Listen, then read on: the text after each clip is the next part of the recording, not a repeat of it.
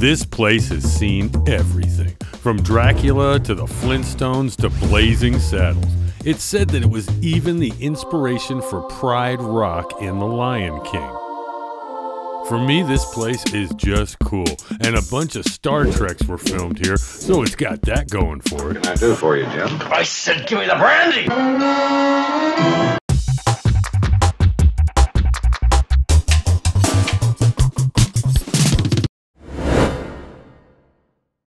Tiburcio Vasquez, I think that's how you say his name. At one time, this guy was the Breaking Bad of the 1800s, specifically Tuco. Whoa! Damn, man, look at that, look! He actually captured the entire town of Kingston, California by tying up the male citizens and then stole everything in the town, including some of the women. They said he could play guitar and was one hell of a dancer. He hid in these rocks for a short time, and that's how they got their name, Vasquez Rocks. These rocks have even inspired the Muppet movie to display strange amounts of violence as Doc Hopper's henchmen try to kill Kermit. All right, I've had it. Listen, stop. So these crazy-ass rocks were formed about 250 million years ago. Something about pushing up the sandstone with earthquakes and plate tectonics or something like that. They are quite attractive though, and have attracted many movie makers over the years. Mainly because of the way they looked, but also because this area had no flight patterns over it. And at the time, no freeways anywhere near it. Of course, now there's everything near it, but it still stands the test of time. One of the earliest movies filmed here was 1931's Dracula with Bela Lugosi. It's a teeny little scene, and I'm not sure why they came all the way up here to do this. It's the stagecoach at the very beginning of the film. So I found it. I didn't believe that I would ever find it. This is Dracula Rock. I don't think they call it Dracula Rock. But right now, Mr. Narrator, I'm sure, is showing you a picture where the top of it is a matte painting, and there's a stagecoach that's running along the bottom here. So there it is, Dracula Rock. This is where Captain Kirk fought the Gorn. Kirk would have been over here. The Gorn was over here. This was used for many shots.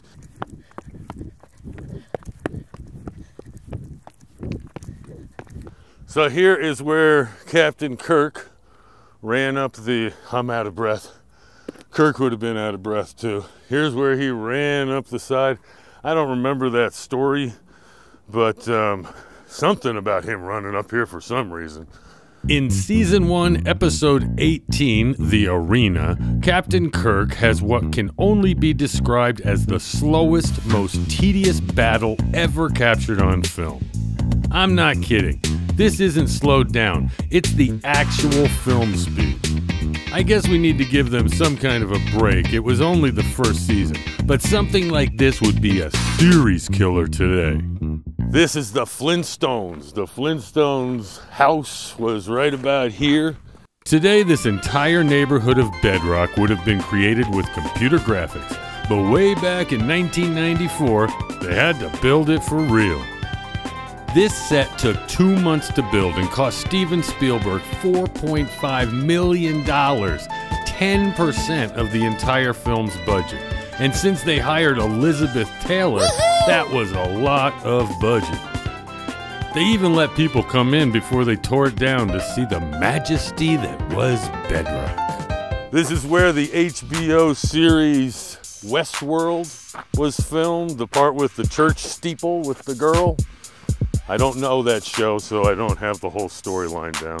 One other movie I forgot to tell you about is Bonanza. Little Joe had a dream where he fell off the cliff up there, and I guess it was kind of horrifying.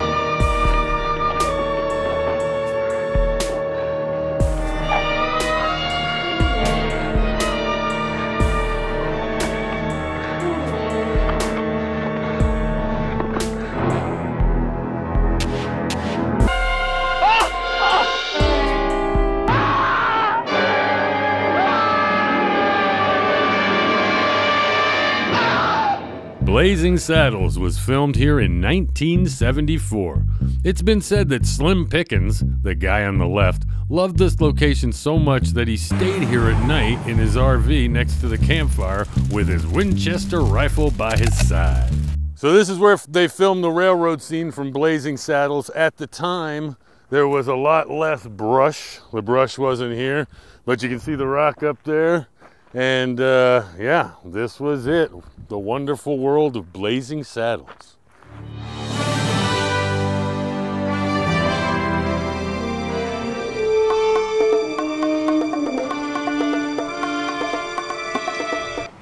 You must progress in your own way. Come on, baby, it's gonna blow. Let's go. Move it.